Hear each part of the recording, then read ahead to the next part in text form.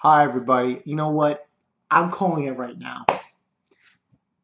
Penny Dreadful has no scruples. It has no scruples. It just it continues. It continues. It continues to excel my expectations. Like I didn't know what was gonna happen this season, right? I don't know, but now I know what this season's gonna be about. It's gonna be called "We're gonna fuck your mind up so bad when the season's over." You'll be like, "Come on, give me more." That's what this is. They make you an addict. And Penny Dreadful is an addiction. And once you see this shit, you're not gonna stop. Alright. Episode 3. Oh my god, this episode. Good and Evil Branded B. Let's see. The two things that just went in my face and just kicked my ass was the thing with Vanessa and Dorian Gray and Lily. Those two things were like, what the fuck is going on? The Ethan thing really isn't really, as of right now, this episode really wasn't doing much about it. It was more about it was actually we're actually in that scenario we got Ethan on the run with the witchy bitch. Sir Malcolm and the Apache are following him along with the law. You know, guy from Scotland Yard, that guy, detective, and the marshals are looking for him. So that's what's going on there. The other plot lines we have the Frankenstein monster, who I'm not going to say anything right now, has huge implications apparently, major implications for later on. But his whole story is basically the Frankenstein monster. He's got memories of when he was alive, and he's trying to find where that leads him. And according to what this episode showed us, it leads him to holy shit. Now, all right, let's talk about. There's also the thing with Dr. Frankenstein and Dr. Jekyll. By the way, I noticed something intriguing here. The people they cast for Dr. Jekyll and Dracula, kind of a different casting choice when you think about it. I mean, minorities. Casting choice was actually I actually like that. That's kind of interesting the way the casting choice of those two iconic figures are in the show being cast. Because you look at the other casting choices, what's the difference there? Just saying. But anyway, well, let's start. All right. Let's start with Ethan. This episode, he's with the witch. She's wolf god. She basically wants to be by his side when the time of darkness happens, so on and so forth. And that's the whole spiel she's pushing. So they just killed a whole fucking saloon of motherfuckers, and they go on their way. And he doesn't want to kill Ethan. He doesn't want to do that. See, the truth of the matter is, he's a werewolf. Okay, so when there's a full moon, he can't control himself. That's the whole bit. And she wants him to be by the side of darkness. You know. So they basically steal these horses and kill this couple and go on their way. They almost get caught by the marshal and his band of gunslingers, but he escapes. Of course, this detective, I mean, I have nothing against him, but dude, listen, I know you're English and you think your duty's important. You're not in England anymore. I understand you want to, prosecute Ethan for what he did, blah, blah, blah. But once it's not in England anymore, do you really have jurisdiction? I don't know. I just feel like he's being a little overreaching there. But they're on their way trying to face him, and also Malcolm and Apache. Their two fathers. We'll figure that one out. So they're on their way. They encountered the couple that was slain, and they realized from these wounds, and according to the detective, he realizes it too, that it wasn't Ethan, and that Ethan has help. Talking about the witch. So it seems like I think Ethan is probably going to go to his father. I think this is going to release, which is kind of interesting. I want to see his father. I want to see what Ethan's father's like. So I guess they're going to go to Talbot Ranch. I think that's what this is all boiling towards. That's basically what went down with Ethan. I thought it was just basically moving along, Aside from them killing a couple and everything and so on and so forth, there's really nothing going on except Malcolm's on the move with the Indian. They're going to find Ethan. And so was the detective and the marshals. That's basically it. They're on the move. The other things that happened in this episode, okay, we have um, Dr. Frankenstein and Dr. Jekyll. By the way, Dr. Jekyll, I thought in this episode, man, that was going to change. But he doesn't change. He doesn't. But we have that, and we have the Frankenstein monster I just told you guys about what his story was, where he's searching for his family and all that other stuff, which he has huge applications apparently now, after what was going on with Vanessa. But, that happened with the Frankenstein monster. And I'll talk a little bit later when I talk about Vanessa about that. But we have Dr. Frankenstein. Let's talk about that. Dr. Frankenstein and Dr. Jekyll. They changed this guy from having madness to being sane, but he changed back. So Dr. Frankenstein alludes to him, Dr. Jekyll. Dr. Jekyll kind of goes crazy all of a sudden, saying the beast and everything else. I actually thought he was going to change to Mr. Hyde, but it didn't happen. And Dr. Frankenstein basically states that he's going to be the one to change these people permanently, to go from madness to sane, and basically turn them into angels. They he basically in this scene he says the title, "Good and Evil Braided Be." So that seems like going to be the case. So they're going to take Dr. Frankenstein's science. He's going to take what he knows and what Dr. Jekyll knows. Both. That's how they're going to solve that problem. I mean, this relationship's kind of weird because basically it's just to help Dr. Frankenstein. Dr. Jekyll's not really, I find that weird in that whole scenario. But it seems to be a good story that's going along with that. Also, I should add, I forgot to mention this with the whole Malcolm thing. The Indian's telling him, I'm sorry, I'm going to call him the Indian. Ethan's Indian father tells Malcolm that they need Ethan. They need to save Ethan because Ethan's the source of what was going to come. And what's going to come is darkness. And that's what the whole point is of this situation. And that's what he's basically going towards.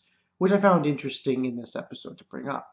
Especially when we consider what happens on the other two plot lines.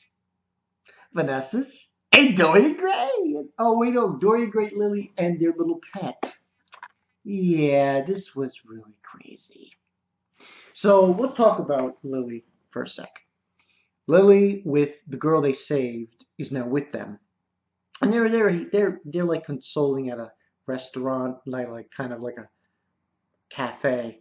They're drinking tea, and you see this man, and she's like, oh, and they basically talk about because they see these women protesting women's rights outside, and Lily denounces that, saying that that doesn't really solve their problem by doing like going out like that.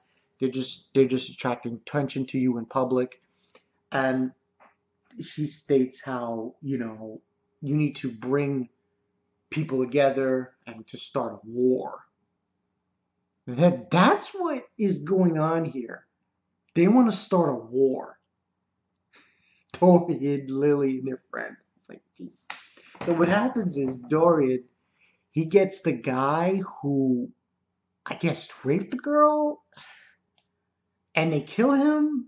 It gets worse. Okay. After they kill this guy, who she did, the girl did. She killed him, cut his throat. They have sex. Well, not really sex. It's more like making out. Covered. When I say covered, I mean covered in blood.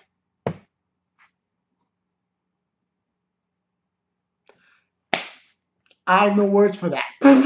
I have none. That is fucking sick. Okay? Crazy, crazy. But they're basically trying to create a war. And this girl is their first soldier.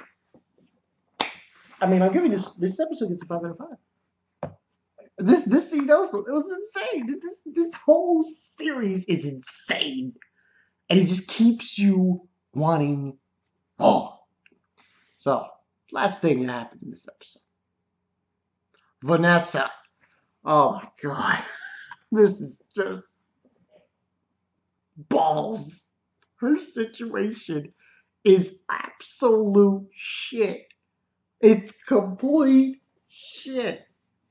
So she there's actually there I should reiterate, there is an intermingling of plot lines actually in this episode between Vanessa and the Frankenstein monster, which I'm about to tell you is not a coincidence. No sirree, it's not. So basically, she's with the she's having her treatment and she's going crazy in the office. The glasses. Guy with the glasses in this episode ain't a bug. Disgusting. Anyway, she's going crazy in the office and she's asking the therapist basically to say if she believes her about the whole thing with the witches, the demons, Dracula, everything. And as she says, she believes. And then that concludes onto itself.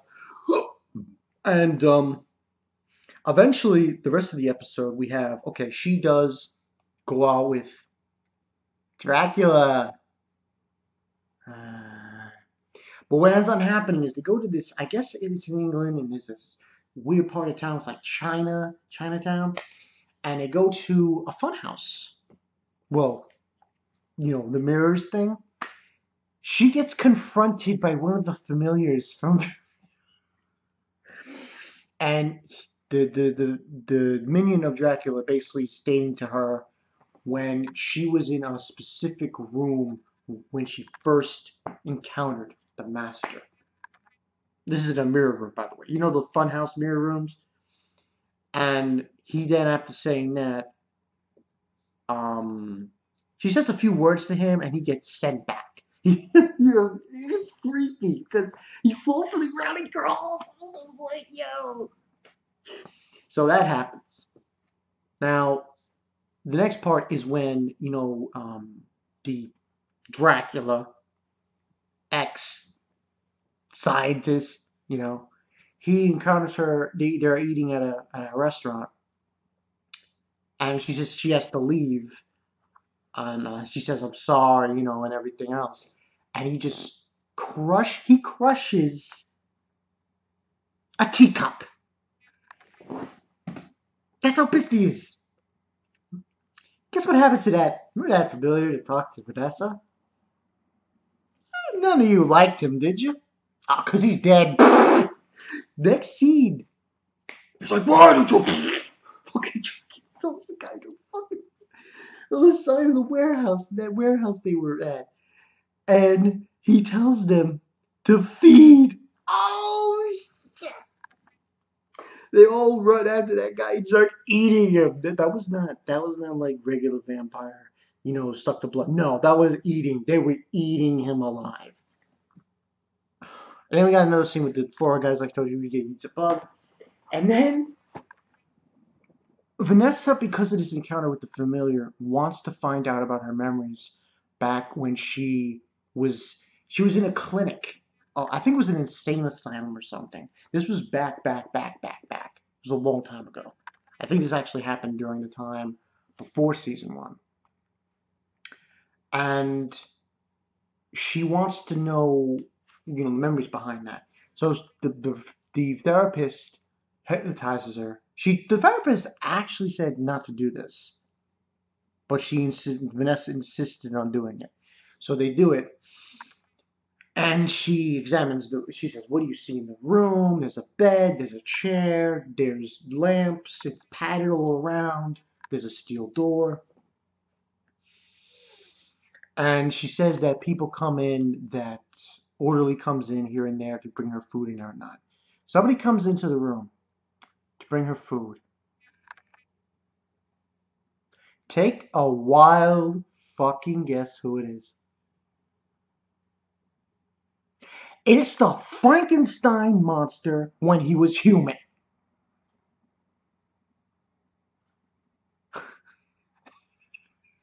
Now you know why. Now, here's the thing. I personally believe these motherfuckers foreshadowed this shit. Yes, they did. I'm telling you right now, they fucking did. They did. They foreshadowed this last, well, yeah, last season. Yeah, when she kept seeing the Frankenstein monster in that area, when she was helping people. Uh huh. Get this shit. This show is insane. You cannot. Listen, if anyone watches this show, watches the entire of season one and the entire of season two, you can't stop watching. It is impossible. It can't be done. It can't be done. It can't. You can't stop watching. It that addictive. In fact, this show, possibly the most addictive show I have ever watched. Yes. More than Game of Thrones, more than, yeah, more than The Flash. I'm sorry. It is. Because they pull you in hook, line, and sinker with this shit. It is just immense. It's high octane, high suspense, high drama, high everything. And it just makes you go like, what just happened? Where did this come from? It's insane. It's complete and utter insanity. This gets a 5 out of 5 this episode. I seriously believe this season might top last season. And I can't believe I'm saying this. Last season was a Looney Loon bin, what they were doing. And this might top it. Just the immense of there's so much shit going on with Lily and Dorian Gray, Dr. Frankenstein, the Frankenstein month. Now the Frankenstein month was there with Vanessa. The fuck? I have nothing else to add. 5 out of 5 all the way. This was a crazy episode. I'm Bonka and I Toy too. Holy shit. I, where do we go from here? Where do we go from here? I don't think you can. I'll see you guys later. Peace.